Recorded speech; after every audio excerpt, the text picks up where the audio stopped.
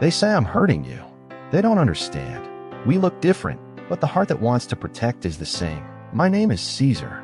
When I was little, my parents were always around me, their hands warm. We had our own rhythm, touching in the morning, sunbathing in the afternoon, listening to the surprised laughter of visitors. I thought life would always be like this. Then one day, the air grew thin, and the nest was left empty. I saw the wetness in the keeper's eyes. They took me away from my family. Not because I did anything wrong, but because of risk. They said they couldn't easily bring in new companions anymore. Names on the list were crossed off one by one. The nights were quiet. I would press my finger against the photo on the wall, a white cat. Later, I named him Sydney. Sydney's arrival wasn't a dramatic entrance, a cautious decision after much debate. He came from a shelter.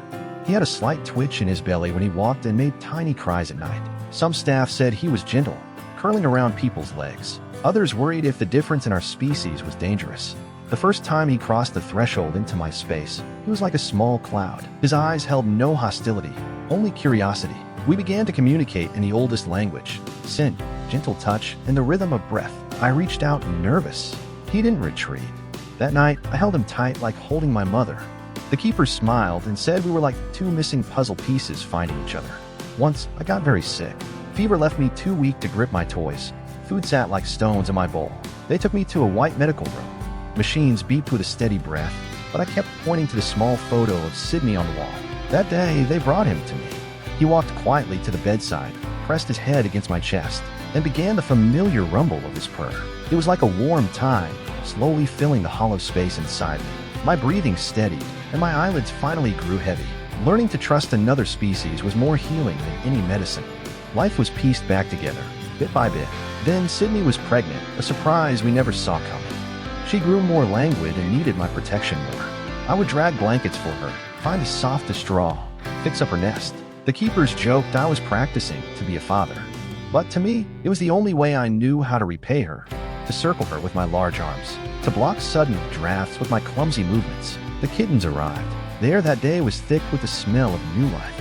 Little fur bundles quivered beside Sydney. My first instinct was to pull back. For a moment, I felt replaced, my heart scattering like leaves in the wind. But then Sydney walked over. Gently, she picked up a tiny kitten and placed her into my open palm, entrusting me with her most precious treasure. I froze. Then slowly, I learned how to hold her steady, how to let her fall asleep in the curve of my arm. Now, if you visit, you'll see kittens climbing over my belly while Sydney purrs softly nearby. The keepers note our progress in their logs.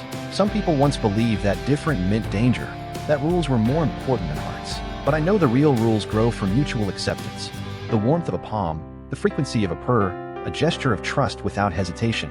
If you stand at the viewing window, you might see me tuck the softest blanket around a kitten or rest my head on Sydney's back for an afternoon nap. You might think it's just a touching story between animals. But for me, this is a path the human world often overlooks. A cat taught me how to trust again, how to give, and how to be needed. They say difference breeds fear. For me, difference is a bridge. Both ends of the bridge carry their own wounds, and by coming close, we mend each other. Now, my name is Caesar. The white cat's name is Sydney. We lost everything we once had, but we have each other. If you pass by, please stop for a moment. Watch how we prove, with the most ordinary days, that sometimes the smallest heart can save the biggest one.